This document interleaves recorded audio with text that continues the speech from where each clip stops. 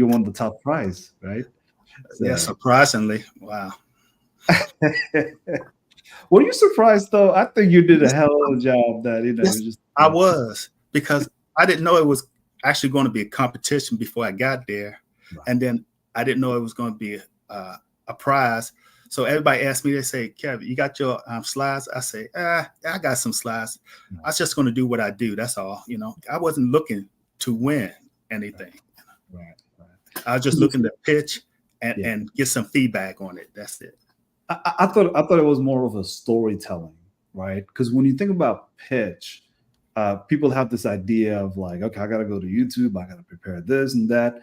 But you spoke from your heart and you told a story, and that's what mattered, right? Oh, okay. You captured the right sort of matrix. You captured all the things that it's just a human in the storytelling, right? Rather than to say, I'm just going to throw some numbers at you and let me see if it sticks, right? So when you saw everybody tearing up, it's because you caught the human side of that storytelling rather than just the Right. side of the story, right? So I thought it was really polished. Yeah, I thought it was really well done. I mean, given your background in the army, you presented yourself as the sharp speaker with that ability to capture what it is that we need in society and goods that we want to do. Right. So yeah, there's some teary eyes in the room. I think in both sessions. Oh, that's pretty shocking to me, because I'm one that don't like to talk that much. Right. So I'm thinking that it probably is something that you're on an early stage, and me and you talked about, hey, what it is that I need to know in an early stage, especially for a nonprofit. And I think, me, I don't do nonprofit. I haven't done nonprofit. I've worked with nonprofit, but not necessarily subject matter experts in nonprofit. Right. But it's that the skeleton that you need to have a business stand up. It's the same for profit and nonprofit. It's almost like the output is different, but the business process of it in the middle is always the same. You still have to find a demand, address that demand, and deliver on that demand, right? Right. So I might not be a subject matter expert in everything you're trying to do, but I just thought it was a great learning opportunity for me as you're going through it and see how it is that I could be helped, right? And so, of course, you made the time today, and I really want to thank you for that. And that's Oh, no problem. so tell us a little bit, not a little bit, tell us extensively, I would say, because I think it's a powerful, powerful nonprofit. And I want to see you succeed to a point that, we do more of these throughout the country, if not throughout the world. Awesome. A little bit about, your nonprofit adventure. Okay, my nonprofit venture is Hope, helping ordinary people excel. What we strive to do is go in the inner cities and take information that is somehow overlooked, not put in the inner cities, um, so that they can build up themselves. I want them to become a community that's proud of their community and be a part of building that community. I want to lift them up.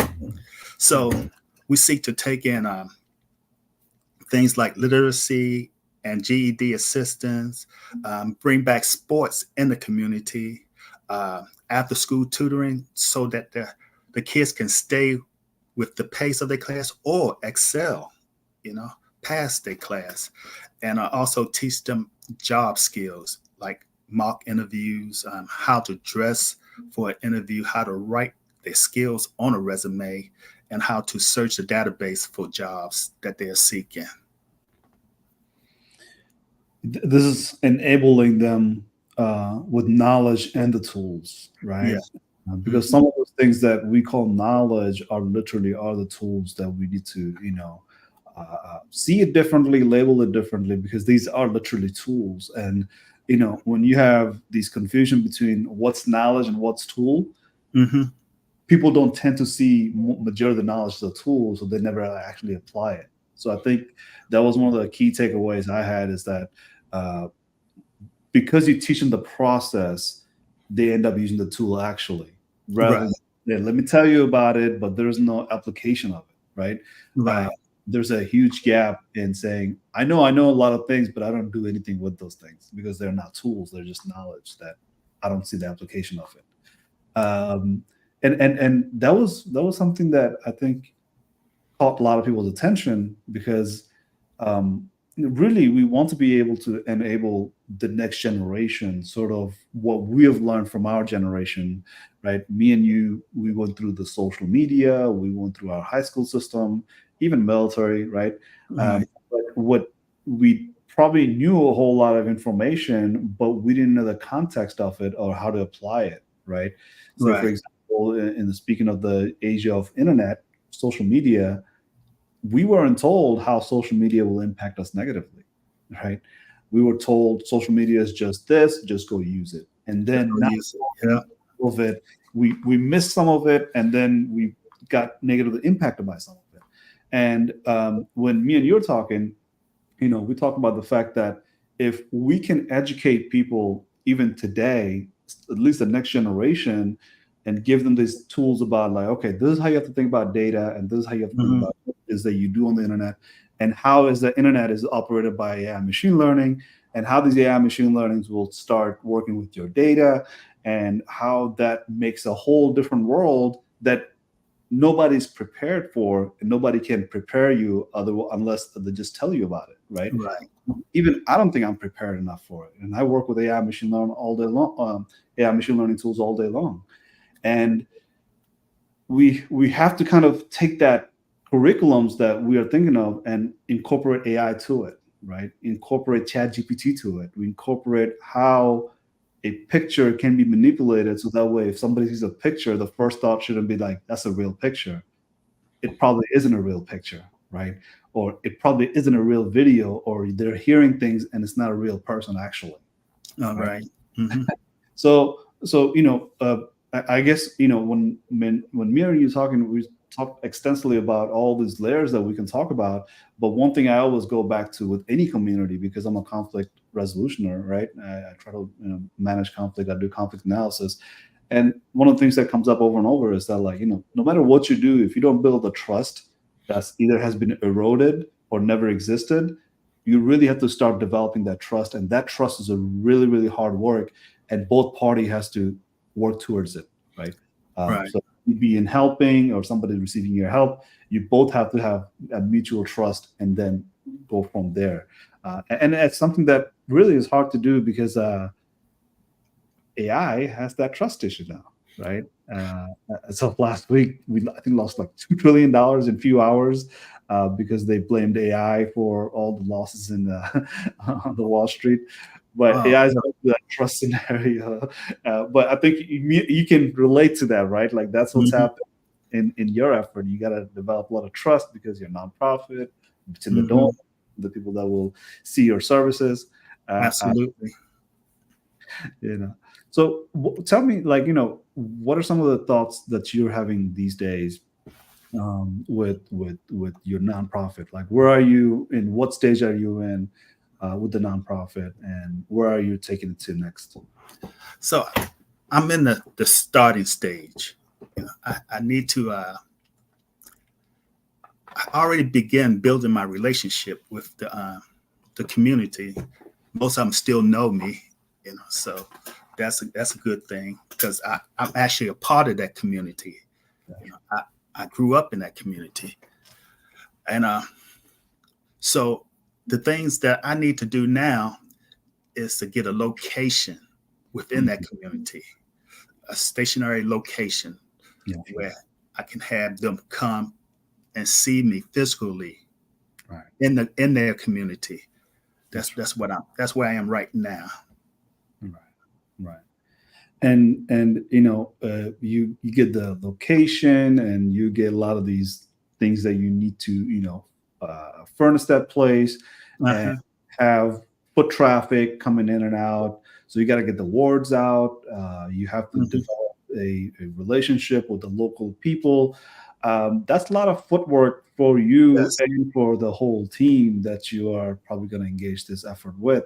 And of course, we talked about SEOs in our IVMF course, which is powerful. It works because you've seen a lot of the companies that just was in the corner and really didn't have any sign outside, all of a sudden they have a Right. lot of foot traffic because foot traffic is coming from the website, right?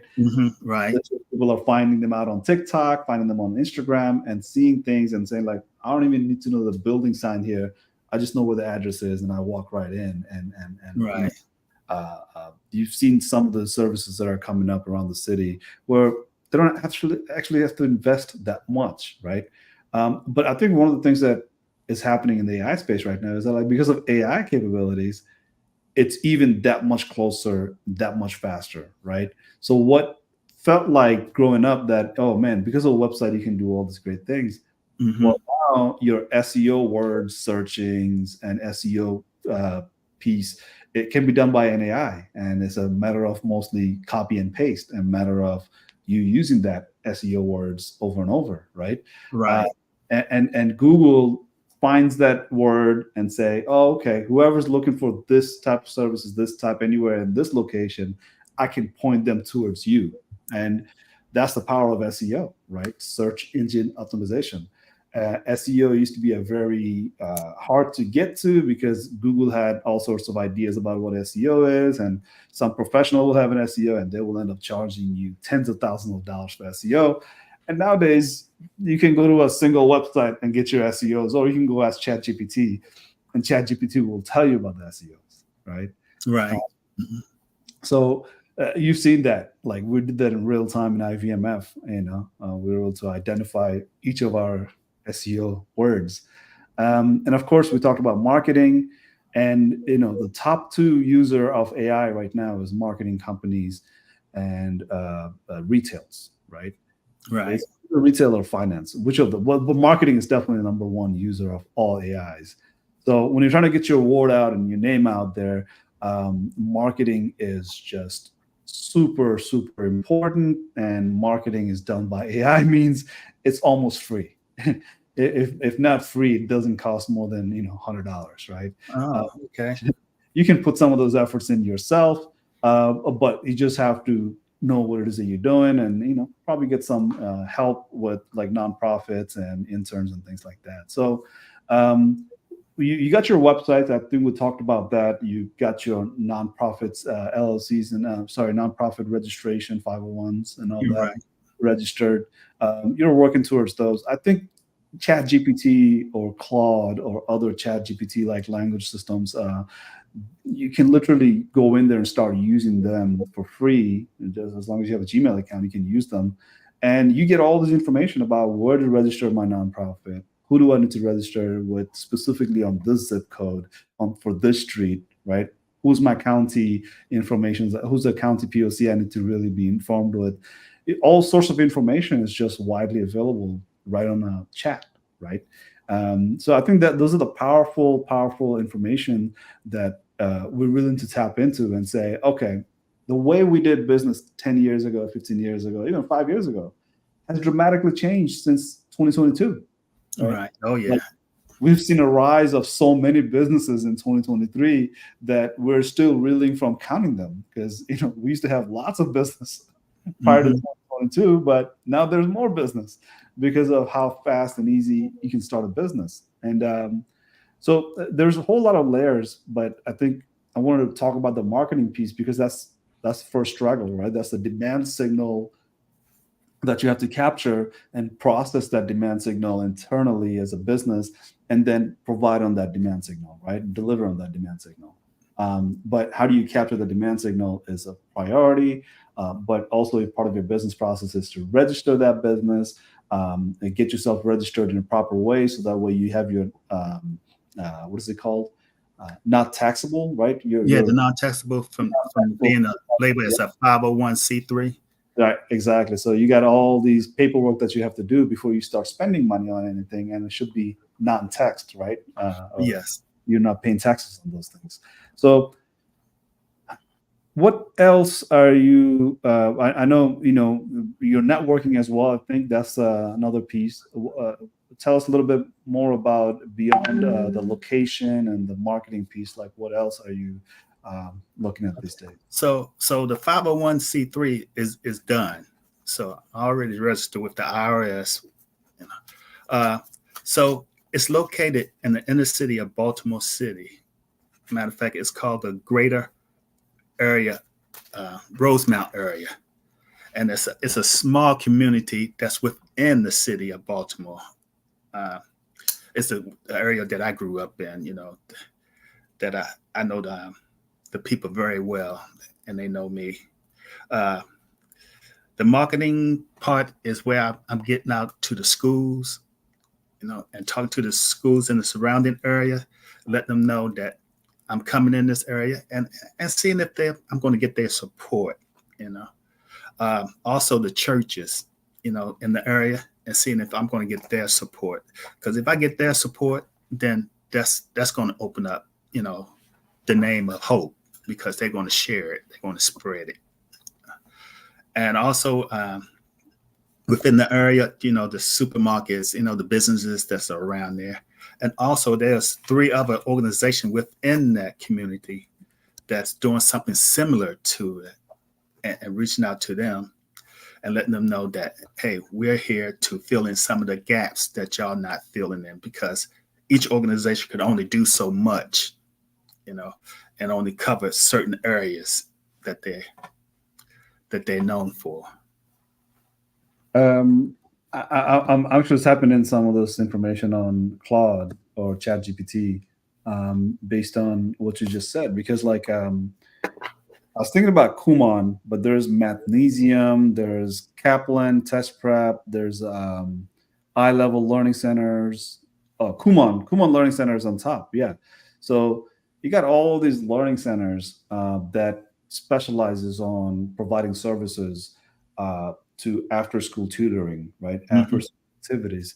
And when you mentioned that, you're walking to the high school, so I think your goal is to get to the high school and get them go from high school to somewhere like your location, where Mm-hmm. they'll to um, enjoy furthering their interest, right? Uh, Yes. Tell us a And, little bit more about that. well, see, the deal is, when you have the after school tutoring within school, right?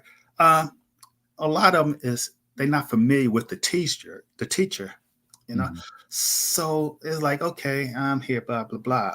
But someone from the community, That's right. they can have more trust in, Yeah, and believe that they're there more for their interests than just to be doing it. That they that's right. really care about where they're going. That's the service that Hope is really seeking to give, where they be more successful in the after school tutoring than the teachers that's actually in the schools. Yeah, I want to hit on that because yesterday we had a podcast that we talked specifically on this topic about education. And if you think about it, you're managing the expectation, right?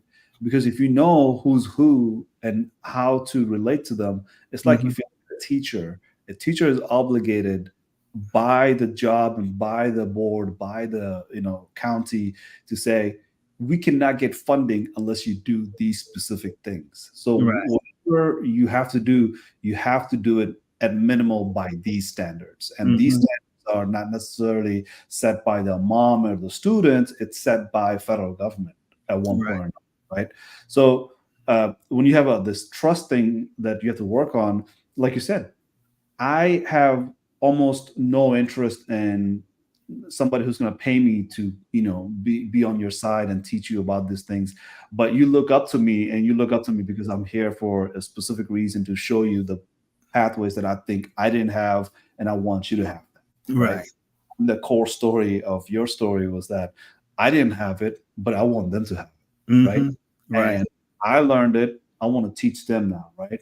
So I think that's the effect that you bring, which is that I trust you, right? You automatically trust me, right? right, Your mom trusts me, your parents trust me, your dad trusts me because they know me, right? And because you're here, you're going to get the education, or you're going to get that exposure that otherwise you probably will have to go search it on the internet. And there's so many places to go, but come here and do it in a methodical way, right? So absolutely. so this is the method of like Kuman. This is the method of Huntington, Magnesium, Club Z's. I mean, you got all sorts of places. but these are financial institution. And what I mean by that, it's not a bank. It's more like you got to pay them to be there. But you're opening up a opportunity for anybody to come in and get like similar services where they can get tutoring, they can get Mhm. one-on-one engagement. Uh, Yeah. everybody needs math help. Everybody just needs to talk to somebody, right? And have Mhm. that ability to say, you know, what do I do in my life next, right? I think those are valuable resources.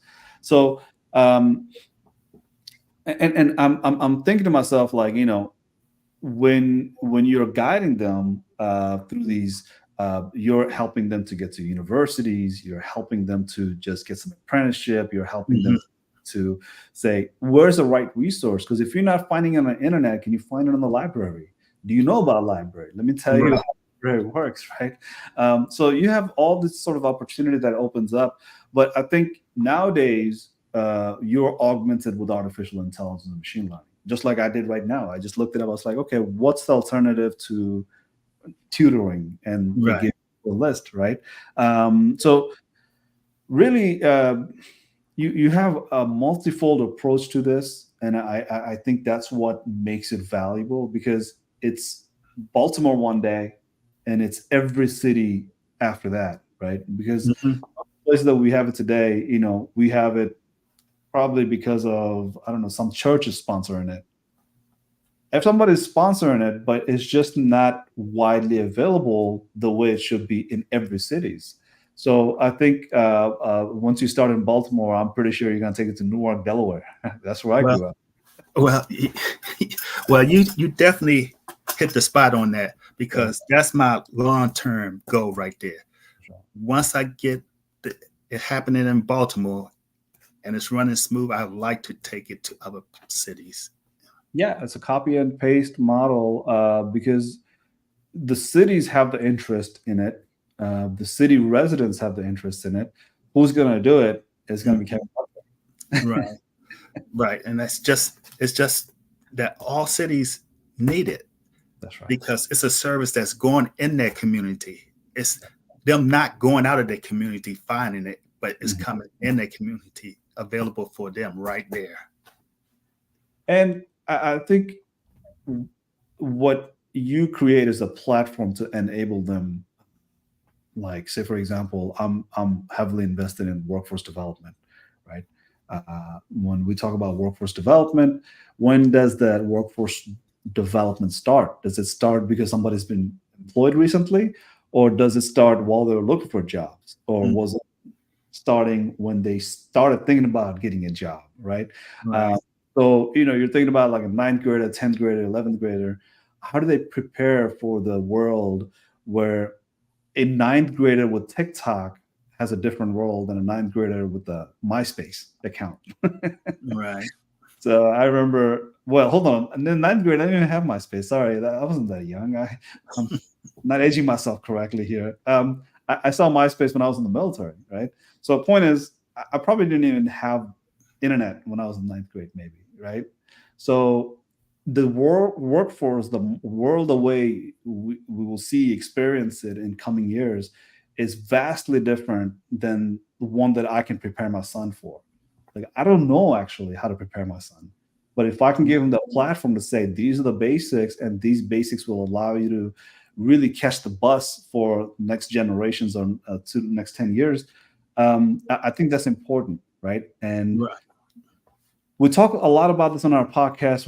Talk a lot about this in the workforce development on our Smart AI community, because the workforce that we're so used to, it has a lot of resistance built into it, because we really want that secure system that we had for the last 30 years, but it's becoming disrupted over and over, and it's almost unsustainable at this point, right? Because Right.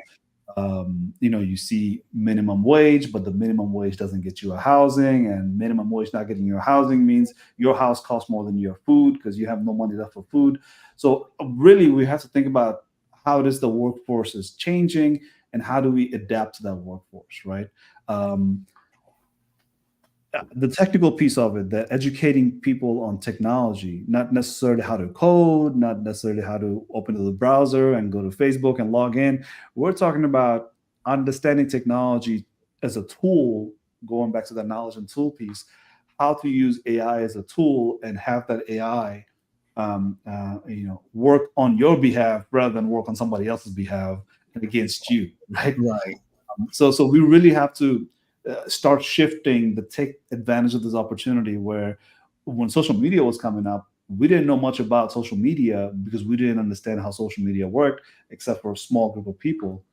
But now with AI, there's lots of opportunities out there to learn about AI, lots of this, but lots mean you can get lost, right? What when you come to Kevin's location, Kevin is able to say like, okay, sit here and think about it like this, but whatever you do next, do it methodically, so that way you're not getting lost most of the time. You're able to say like, okay, even if I veer off a little bit to the right, I can adjust and shift left a little bit and figure it out, right? Right. Absolutely. So I just want to put that out in people's ear. I know we have lots of things to talk about with AI, but for networking piece, I think that's where I think you as a business and as the people who will come to you, they will need to know how to do networking in the age of AI, Mm. because you're talking about like back in the days, it used to be really hard for people to like look them up on LinkedIn, right? Right. Is if they're available on the chat gpt or claude, you can start looking up nonprofit information, and instead of clicking on each nonprofit information, you're able to look up that information about how to contact them inside of chat gpt has his phone numbers for you, and if you click on it on your phone, it will literally dial that number from your phone to that nonprofit. So what it does, it eliminates a lot of these processes that, you know we've been working on it for the last 30 years, right? Because if you Hmm. think about it, the yellow page used to get dropped off in front of my house, and I had to go through the yellow pages and figure out who I'm going to talk to, call them up. But it went to LinkedIn or Facebook, but still I have to pick up the phone and call them from Facebook and LinkedIn.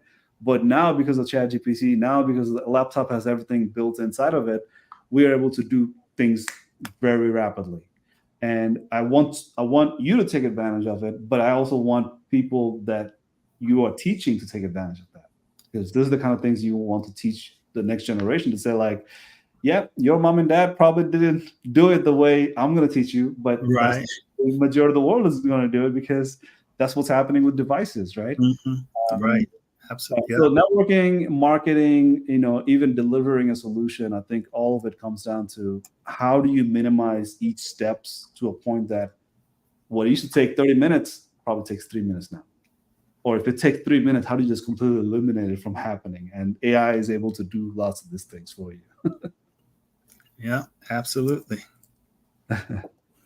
So what's next for you, Kevin? Like, I know you're talking to nonprofits. You're going to talk to some of the city people, so that way they're able to give you some assistance. But like, what are you thinking as far as technology, or what are you thinking about what to get into next, that to expand your nonprofit? Okay. I haven't touched the technology part yet. I Right. just I'm focusing on the boots on ground, right?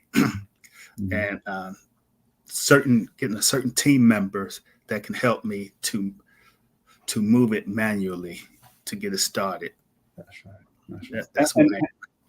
And the handshake.org, if you set up handshake.org account, they have list of all the people that are looking for internship in your area, right? Handshake.org, huh? Handshake.org. And you once you list out on ChatGPT all the universities or all the community colleges or colleges around you, and from that list, you're able to say, okay, these guys I will sign up with on handshake.org. And once they verify you, they will send the interns to you, sort of so that way they get the credits for work that they do on your behalf. Oh, got Yeah, you. yeah. There's good few many of these programs out there, but the handshake.org is the one that I've seen for the last 5 or 6 years that I worked for with interns. So you got the boots on the ground people. How do you optimize where it is that they will go, how much time they will spend, what sort of script that they will have to talk through, the talking points, right? To the donors, to the enthusiasts, or to the people that will just come to your place. You have all these things can be done in ChatGPT. So I would highly recommend ChatGPT or Claude. Those are your first sources. But I can give you a few other resources that I've actually looked up using ChatGPT. I said, hey, if I'm a nonprofit and this is my budget, what do I need to do, right? So we talked about leveraging AI for your social marketing content. If you need chatbots, which I think at this point you don't, but you are talking about grants, and how do Mhm. you use AI to write your grants, right? How do you tell your story so that way you don't have to write the full grant by yourself, but you can have an AI write that grant for you. Um, if you have a fundraising effort, ask AI like, "Hey, I want to do the fundraising. What am I not seeing?" Literally, just like you would talk to an advisor, you can have these questions answered in real time. Um, so you have content to send to the donors, you have content that you need to send out to the volunteers, to the interns for your marketing. All the contents can be developed in single place like ChatGPT, and ChatGPT is free, right? Yes, As it is. long as you have an account. I used it already. So if you got to do data analysis, which is the Excel sheets, you can Hmm. literally take your Excel sheet information and put it in ChatGPT and say like, clean this up for me because this is too cloudy. How do I get a better information out of this Excel sheet? So you can streamline your operations, right? You can streamline your schedule. So say like on your daily basis, instead of putting things on your calendar, you can actually tell ChatGPT, these are the things that I want to get done today. How can I get them done? Or these are the things that I have on calendar. How can I get them done? Mixing and merging two different sets of information and say, how do I get this done today in 8 hours? Tell me the schedules and tell me how I can prioritize it. And Hmm. each recommendation it gives it, you can copy and paste it on the bottom, put it in there like, okay, tell me how I actually can do this because I'm thinking it's 30 minutes, but you're saying it's going to take 3 minutes. What am I missing? And Right. then we'll start breaking it down for you how it is you can get that done. So I found it to be really helpful. And one of the things that I want to really say it out loud is that I wish ChatGPT was around back in 2015 when I had my first startup, right? Because amount of stalling, amount of doubts, amount of questioning yourself, like, how am I going to do this, right? Right. If I had ChatGPT back then, I probably wouldn't have done that. But it took me so long just to say, well, I cannot even finish this startup, right? I can't even continue this, right? It took years, but these days, I think if you try and you want to get the momentum going, it's a matter of where you ask these questions because you ask me, it takes you probably 3 days to get to me. The Hmm. ChatGPT will get it to you in 3 seconds. Right. Huge advantage. It is a good tool. You know, I just gotta explore it more. That's right. That's right. Yeah. One of the things that I always talk to people about is I was in Corpus Christi, Texas last week. All day long, everybody talked about cybersecurity. So I was the last speaker, and I said, "Well, let's stop talking about cybersecurity now. Let's just talk about data." And everybody said, "Data? What's that?" Right? Well, now everybody knows data these days, but the thing is, like, I talked about data through ChatGPT. I said, "Do you want to generate data on ChatGPT?" They're like, "Well, ChatGPT generate content." I'm like, "Yes, but ChatGPT does hundreds of other things that we don't use necessarily." So let's say, for Mhm. example, how do you write a code inside of ChatGPT, and how do you take that code and generate data on Excel sheet with it, right? Sometimes you can just put information in ChatGPT that you wouldn't otherwise done it in an Excel sheet. But because of ChatGPT, I do Excel sheets completely different these days. I do my Google sheet completely different these days, right? Right. PowerPoints. How do you do PowerPoints in ChatGPT? ChatGPT can, write contents for you, but it can also review contents for you, right? Hmm. That can upload an image, upload an Excel sheet, upload Microsoft documents into ChatGPT and say like, hey, look, I got this thing. Can you review it? Right? Tell me some of the things that I probably want to mention, but I forgot. Can you identify where I didn't mention it? you know, That is so awesome. you know. That is so awesome. Mm. Learning a lot. Learning a lot. You're the one that turned me on to that program, right? Well, at one point I've said like, only way I can finish this on time is by cheating. Because just like you said, you didn't really put the pitch deck together for something like pitch deck. Where I'm over here like I don't even know where to start. So I had about 48 slides, and of Hmm. course, working with Charles Franklin, we brought it down to 15 slides and under 15 minutes, maybe. I still Hmm. didn't make it to 15 minutes, but that was because of ChatGPT, right? So as you use it more and more, I think you will see the benefit of it, and that's the advantage that you got to really count on because a lot of people don't know about it. A lot Hmm. of people don't use ChatGPT, and a lot of people are not using ChatGPT. And if they did, they would see the difference. And like you're seeing the difference right now, and that's the beauty of it. Like I love to educate people, uh, Right. hitter at heart, and always want to make sure that people know what I know, use the right tools, and they have the right knowledge set to do more with those tools. Hmm. So Yeah. Kevin, any last thoughts on all the things that we're discussing here? What would you like people to know about your nonprofit, and how does that people can get in touch with you if they want to collaborate or see through what you're working on? Uh, what I would like people to know about my organization is that it's a it's a community that I seek to get together where we serve together and put in the ideal of that community is to lift from where you stand, to lift other people from where you stand, lift them up. Because if you look down on them, you should be lifting them up. That's right.